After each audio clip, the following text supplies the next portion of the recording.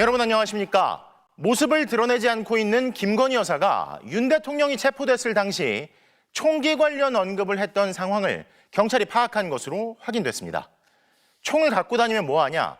그런 거 막으라고 가지고 다니는 건데라는 식으로 경호처 질책성 발언을 하면서 더불어민주당 이재명 대표의 이름까지 언급한 것으로 전해지는데요. 대체 어떤 내용인지 먼저 윤상문 기자의 단독 보도부터 보시겠습니다. 지난 1월 15일 탄핵 소추 이후 줄곧 관저에 머물고 있던 윤석열 대통령이 체포됐습니다.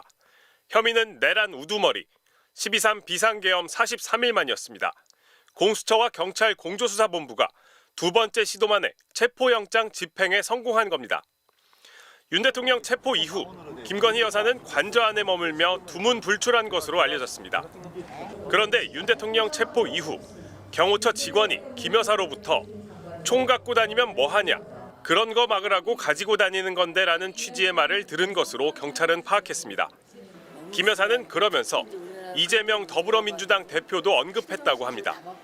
김 여사가 내 마음 같아서는 지금 이재명 대표를 쏘고 나도 죽고 싶다는 취지로 한 말을 같은 경호처 직원이 들었다는 겁니다. 김 여사의 이 같은 말을 들은 경호처 직원은 상부에 내용을 보고한 것으로 파악됐습니다.